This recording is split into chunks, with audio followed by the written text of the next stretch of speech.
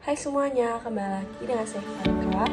Dan pada hari ini saya akan mengulas buku Milea, Suara dari Dilan yang diterbitkan pada tahun 2016 dengan jumlah halaman 357 menggunakan bahasa Indonesia sebagai bahasa utamanya, serta diterbitkan oleh Pastelbook dengan dimensi 20,2 kali 12,4 cm. Buku ini ditulis oleh Pedi Baik yang merupakan seorang penulis, ilustrator, komikus, musisi, dan dosen yang lahir di Bandung, Jawa Barat pada tanggal 8 Agustus 1972. Nama dari seorang Pedi Baik semakin dikenal oleh orang luas setelah novel Dilan difilmkan dan menjadi salah satu film terlaris di Indonesia.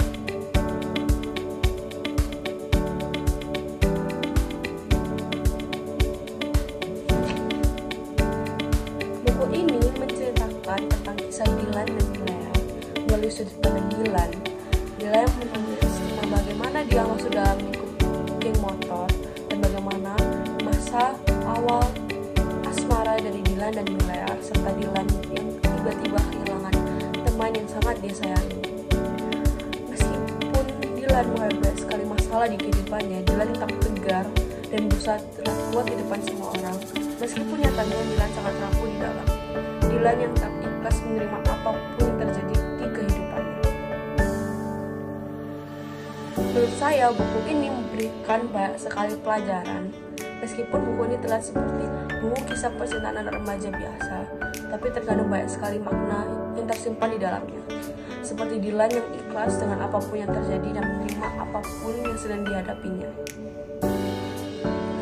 Saya sangat menyukai gaya bahasa yang digunakan oleh sang penulis, tidak terlalu baku dan membuat alurnya semakin jelas dan gampang dipahami.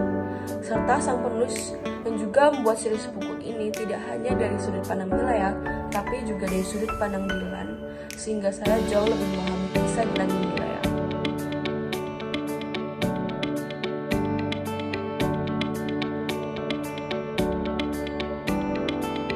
Seperti yang saya jelaskan di bagian analisis, saya sangat menyukai sang penulis Pedi Baik menulis series buku Dilan ini tidak dari sudut pandang Milea saja, tapi juga dari sudut pandang Dilan, yang membuat pembaca menjadi lebih paham alur ceritanya tanpa ada kesalahpahaman bahwa seluruh kesalahan ada pada Dilan ataupun ada pada Milea.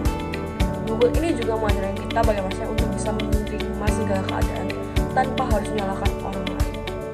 Saya merekomendasikan buku ini kepada orang yang mencari buku yang memiliki sad ending, dan juga saya sangat merekomendasikan buku ini kepada orang yang mencari buku yang memiliki makna cukup dalam, tetapi juga tetap memiliki kisah cinta yang diingat oleh semua orang.